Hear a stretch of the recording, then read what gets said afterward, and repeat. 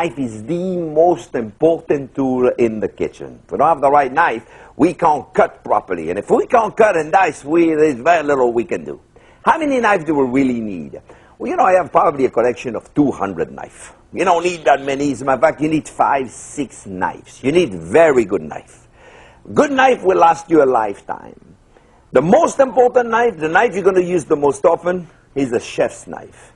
This is a 9-inch chef's knife. You need a very good quality knife. You need a knife that has a blade that goes all the way through the handle. A knife that is well balanced, a knife that fits good in your hand. And what I mean by well balanced, it means that the handle and the blades are about the same weight.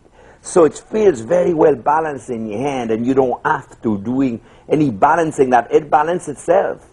A knife with a good weight is very important, and certainly a knife of the utmost quality is so important.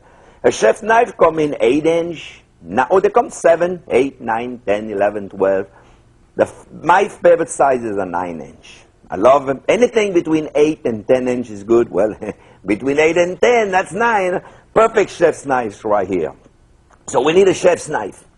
Then we need what we call a slicer. Some slicers look like they're serrated. They have a little teeth to it. This is a very good slicer. I'll use this to slice anything from a turkey to a roast beef to a filet mignon to a pork tenderloin or to a breast of chicken. So slicer is very important. It's a very thin knife, and it won't tear the meat as you are cutting it. So it's a very good knife to have. A serrated knife is most important also, a good serrated knife. A good serrated knife, you can use it for things like bread, like fruit, like I love cutting a pineapple with a serrated knife.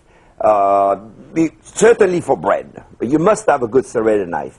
I'll talk about this in a minute, our steel. This is a boning knife. Very important to have a boning knife. You can't clean a chicken breast or a pork tenderloin or a beef tenderloin or any meat item without a boning knife. Okay, boning knife, as I said, is one of the most often used knife in my kitchen, right next to the chef's knife. So we would definitely want a boning knife.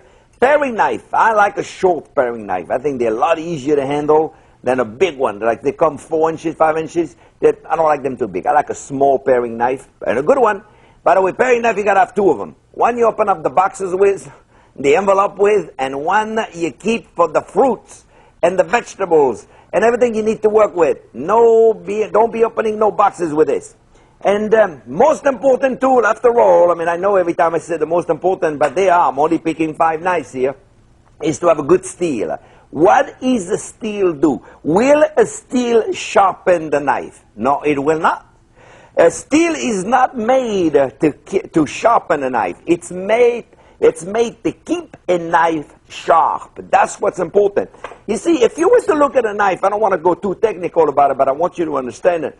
If you were to look at a knife at the microscope and blow it up 1,000 times, you know what you would see? You would see all kind of little teeth, thousands of little teeth. As you are moving, that is what it's cutting. It's those microscopic teeth that are actually cutting through it. And what happens is when you use your steel, you are realigning those teeth. Because every time you go down like that, those teeth are getting all disturbed, and they are not straight anymore, so they don't cut very well.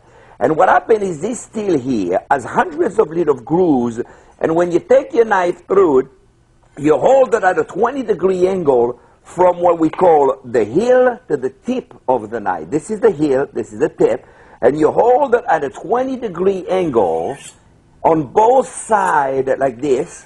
And if you do it on one side, you have to do it on the other.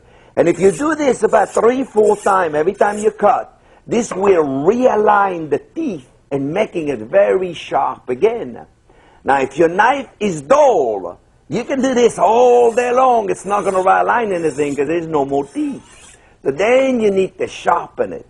You need to use one of those gadgets to resharpen it. This is a sharpener, and this is actually an actual steel. It created the same thing as this. So if you're not comfortable using this, you can use one of those gadgets, and it's actually a steel. And all you have to do is taking it and push it right through, and that will help you realign the teeth. Okay, so those are good gadgets to use, and you certainly want to do. You want to keep your knife sharp. I'll explain real quick. If you were to cut a tomato, and the knife is not sharp, and you're cutting, and it's not cutting, what do? You push. And if it's not cutting, what do? You push a little more. Now this is when the knife could slip. And if a knife slips and it comes at you with 20, 30, 40, 50 pounds, depends how many push-ups you did this morning, how strong you are this morning, now the knife is coming at you with all that pressure. It may be too dull for the skin of a pepper or the skin of a tomato, but I promise you when the knife comes at you with 30, 40, 50 pounds of pressure, that's when you're going to hurt yourself. So a very sharp knife is not dangerous because you do not need to push.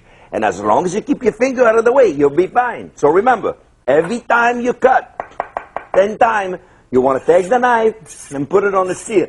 If you're not comfortable using the steel this way, the right way to do it is this way. The right way. This is not the wrong way. You can put it this way, look. 20-degree angle from the heel to the tip of the knife. And if you're not comfortable doing this, do this. You see? But every time you cut, every time you put it down. Matter of fact, when you take your knife out, you have to take your steel. At the same time. One goes with the other. One does not go without the other. Okay? This way, and now all of a sudden, we have a sharp knife.